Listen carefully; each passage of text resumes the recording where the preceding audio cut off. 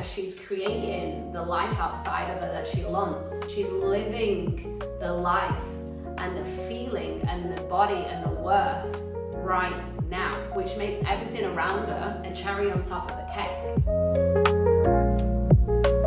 Hello my loves, I am back, and I'm curious, if you're a woman that is wondering, what do the women that seem to be winning in both love and life in general, what are those women doing? In this video, I'm going to explain to you the difference between the woman that claims it and goes after it, steps into her power, versus the woman that waits. And I'm going to give you 3 of the life-changing tools, decisions, whatever you want to call it, that I made that have been pivotal in me being able to create not just the life around me that is truly something that was on a vision board 10 years ago, but also the thing that feels really good in my system, that feeling. I'm just going to cut straight to it. The short answer is that woman, those women, we choose ourselves.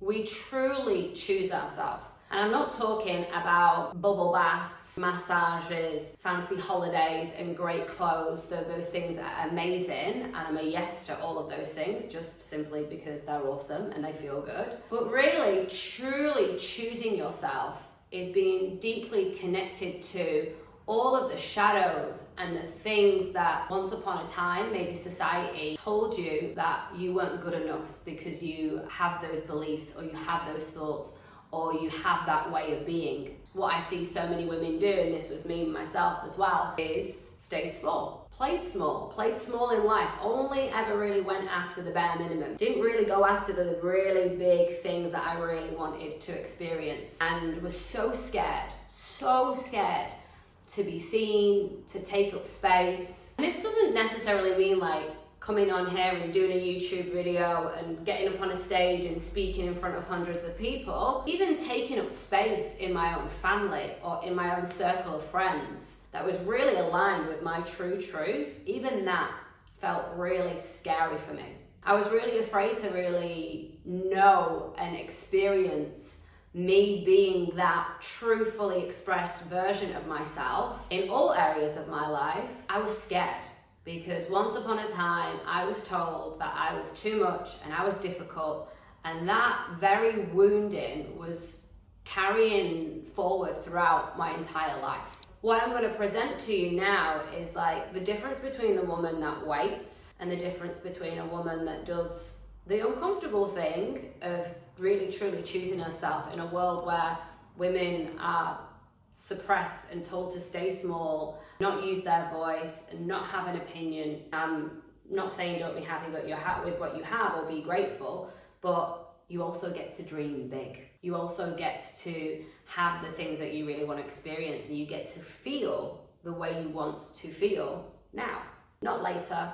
Not when the man comes, not when you have got the promotion, not any of those things outside of us that we've been programmed to chase that equals equation happiness. So the woman that waits is a woman that hasn't really fully made the declaration or the decision that I have so much power within me and I'm totally capable of doing the scary things that I want to do, like have an opinion, go after the career that you really want to go after, date with confidence, not when I've lost weight, not when I have become successful in my career. All of these things that women say, women wait and put conditions on their happiness and their joy, and they leave it for Monday, they leave it for next week, they leave it for next year. And all the while, as she's waiting to feel good now, and she's putting off the things that she wants to experience, she strips herself of the joy. She breaks down her belief system and doesn't really fully touch the worth that is within her. This really is something that every woman gets to meet with at a certain point in her life. You might realize that you've been choosing from lack, you've been choosing from fear, you've been choosing from scarcity. Your relationships, your job, your friendship circles, your very way of being in the world. That day is a really confronting day, and it's a really beautiful one. It's the contrast. It's the contrast of seeing the choices that you make and realizing that you've been co-creating based on your patterns and based on your pain and based on your traumas and your wounds. And it's really liberating because you're like, oh wow, I realize I can change it. So many women who wait expect something outside of them to change. Someone's gonna come and fix it. Someone's gonna go and tell them how. Someone's gonna show them the way. They've got to wait for the man to arrive to feel good, or wait for the perfect bank balance to then be able to invest in herself, in her health, in all of the ways. So forever waiting. And this is where I see so many women create this self-fulfilling prophecy, because so many women have this fear of time running out. Yet the woman that waits wastes her time. One of the things about the woman that really steps into her power is she invests in herself energetically. She's choosing her thoughts. She's working on the belief systems that she's been holding since she was a little girl. She commands respect because she started respecting herself.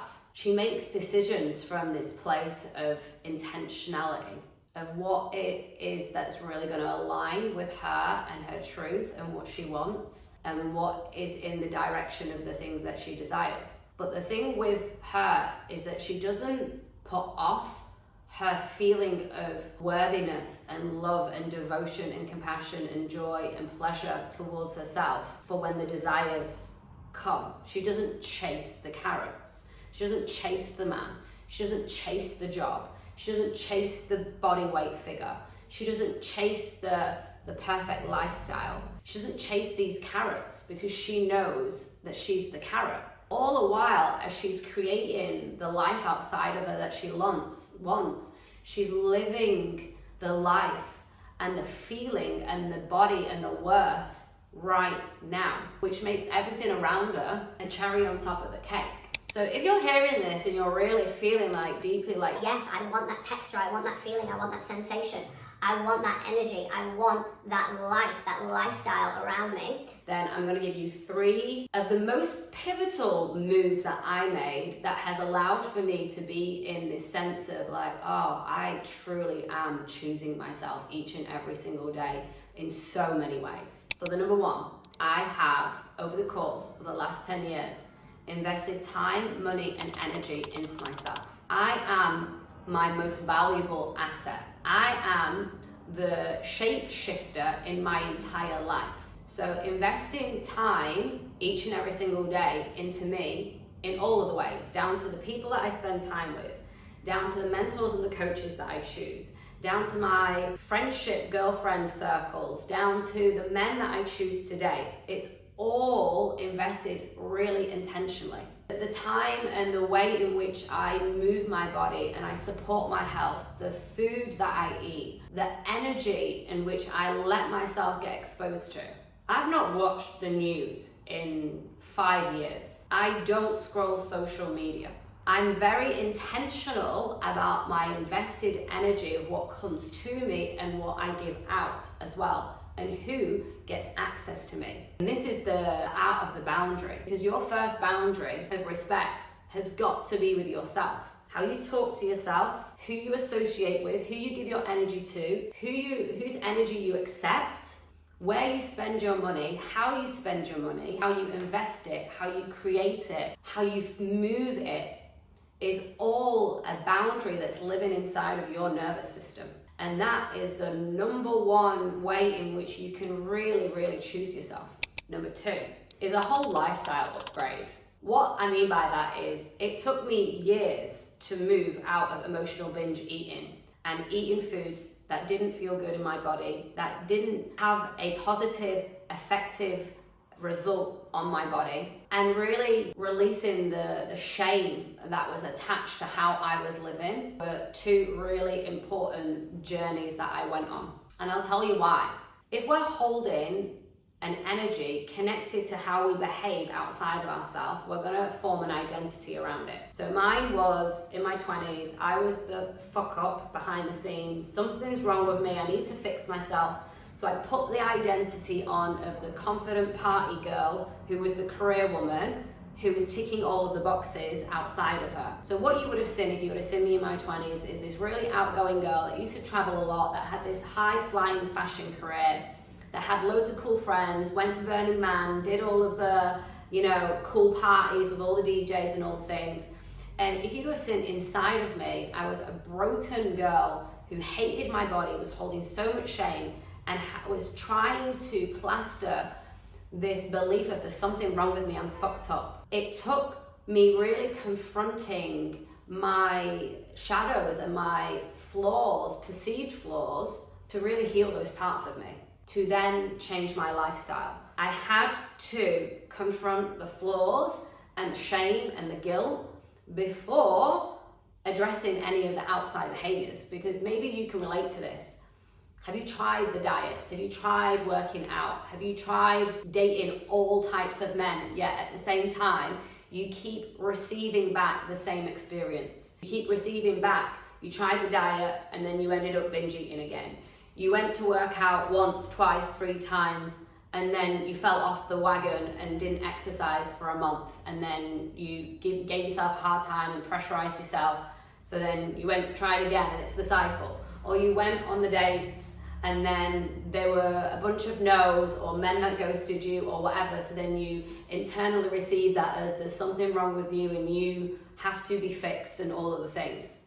So all of that patterning and all of that behavior is pointing to the internal world that you are essentially holding that is preventing you from making the lifestyle changes. So in upgrading your lifestyle, you have to build the somatic body and the mindset that is going to create that lifestyle. And then by that lifestyle is like, you get to create that, you get to design what life you want. So for me, one of the most fundamental pieces was really looking at what I was consuming in my body and what I was exposing myself to.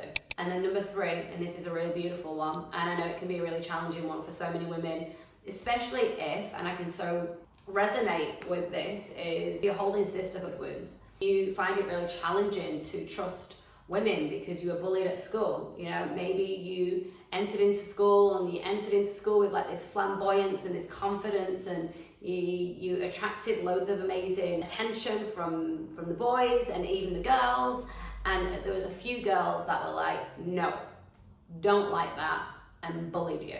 That was my experience. It can be really challenging to do this third piece of building community, because for the longest time, women, possibly men as well, weren't safe. So you went lone wolf in it, tried to do everything on your own, and now that connection and that vulnerability and that being yourself feels really scary. And one of the things that I'm just going to share on this is community is really important. However, aligned community is really important. And this is why in my group program, Reclaim Her, I'm such a stand for the type of woman that comes into the space. I'm such a stand for the energy in that space. I'm so intentional about the energy in that space. And I have never, ever, ever had a woman in that space that wasn't a fully woman's woman at heart. It's so beautiful that when you're in those type of spaces where you get to really de-armor and break down the guard and start to build trust, not just with other women and men. There's no men in the program in Reclaim Her, but you get to really experience the trust outside of you in general when you trust yourself, when you really go in and choose yourself. That woman wins at love and in life in all ways, and becomes a big magnet and attractor for the same type of women. So my love, I hope that this video really landed for you. I would love to know what landed for you the most, what resonated for you the most. If you haven't already, then please do hit subscribe for more of these videos, and I look forward to seeing you on my YouTube journey.